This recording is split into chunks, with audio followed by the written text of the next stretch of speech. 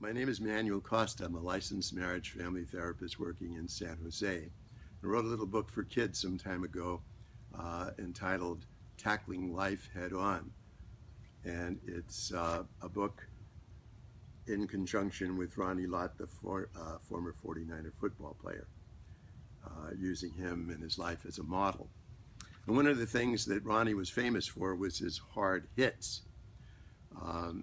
He tells a story that when he was a 49er early on, and he started with the Niners in 81 or 1980, and then in 85 his coach, the defensive coach, was Ray Rhodes, who started to call Ronnie's hard hits woo hits.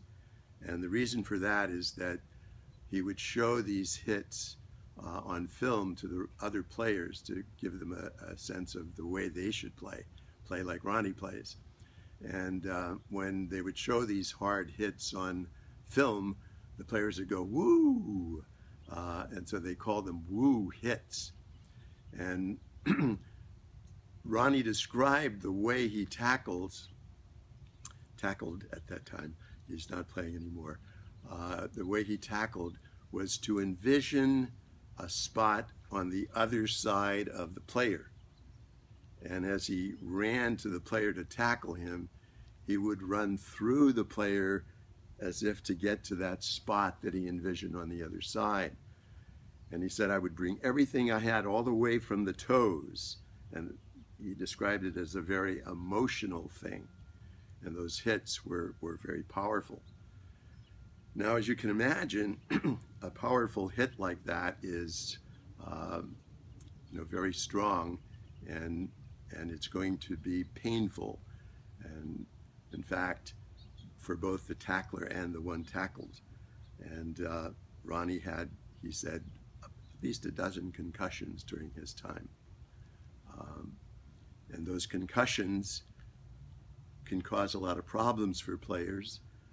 One of the things that a concussion does, and I'll go into it a little bit physiologically now, is the brain weighs 3 pounds and is encased in the skull.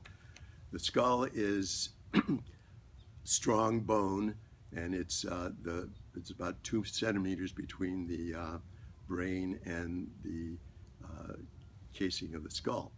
And there's 3 little thin layers of meninges which protect the skull. And then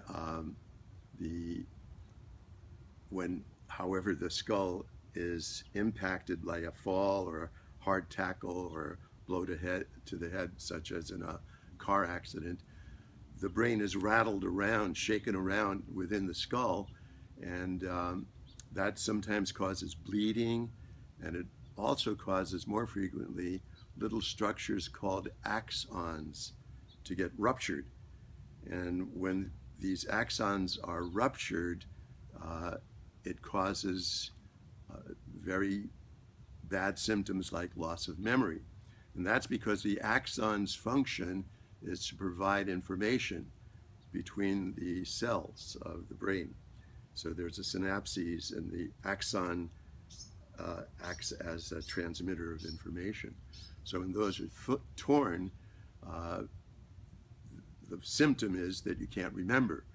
So a football player can't remember the hit or the quarter, what the score is, sometimes even the stadium they're playing in. But what really matters worse is when the concussions are repeated, and then there can be personality changes through the traumatic brain injury that happens over time. Anger problems, depression. Several football players have talked about their marriages being ruined because of their anger as a result of the traumatic brain injury. There have even been reported suicides, such as Junior Seau and Dave Duerson, and many have attributed those suicides to the traumatic brain injury. So football is a dangerous game, but we love it because of the poetry of the beauty of the players catching a pass, escaping from running back, weaving his way through multiple tacklers and into the end zone. It's beautiful, it's poetic, but it's also violent. So there are dangers to football.